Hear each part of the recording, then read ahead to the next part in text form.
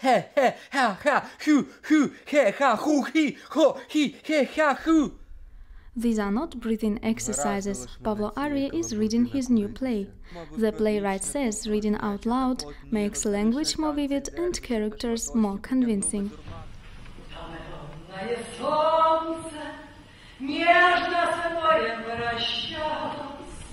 The 34-year-old Ukrainian playwright was recognized during the Wiesbaden Biennale. He is among the 20 best young European dramaturgists. Guten Tag, bist du das? Und das bin ich, wir haben uns kennengelernt. For 6 years he has been living in Germany. He says immigration, with its benefits and challenges, inspires his creative activity and growth.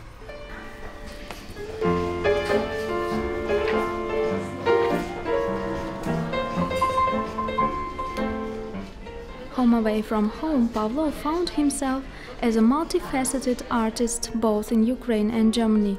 Recently he published a book of plays in Ukraine and conducted an art exhibit in Bonn.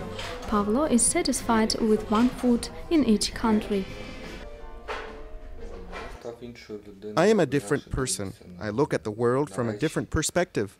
Probably it's not so much Germany as it is immigration which has changed me. I am kind of a voluntary exile. Pavlo came to Germany as a student. He had to overcome all the obstacles of immigration: language barrier, cultural difference, financial instability.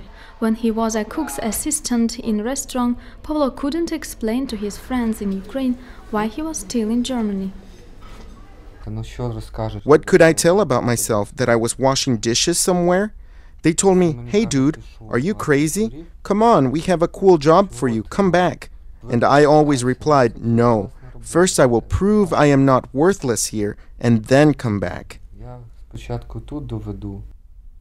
Despite all the difficulties and tough competition he knew, it was easier for him to fulfill his plans in Germany.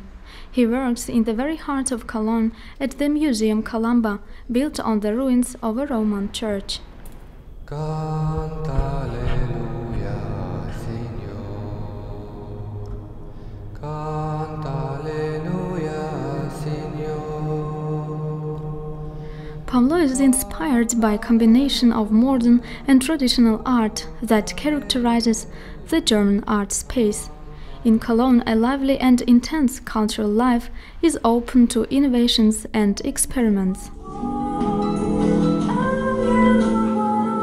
Competition is a challenge and stimulates artists' imagination. However, Pavlo stays in Germany for many other reasons. I was blown away by many things. First of all, the freedom of moving around. In a couple of years, I traveled to all European countries. Then, there's this freedom of art, freedom of views. People have a spark in their eyes. When a person gets freedom, he will never give it back. Pavlo didn't leave Ukraine just to go live in Germany. He considers himself to be a Ukrainian artist and keeps close ties with Ukraine. He teaches Ukrainian and Russian to Germans. His studio has become a hotel for many Ukrainian artists and even theater groups traveling to Germany. He constantly participates in projects in Ukraine. I don't like it when I'm called an immigrant. I just live at a distance, only a 2-hour flight away that today costs as much as a taxi. I just live in another country, but I am not an immigrant.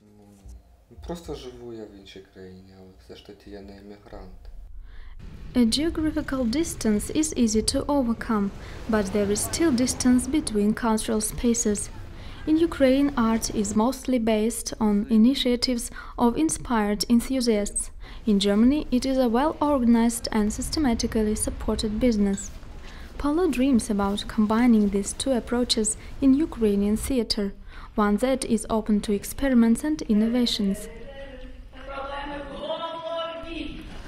Once he returns from voluntary exile, he may become one of trendsetters of cultural breakthroughs.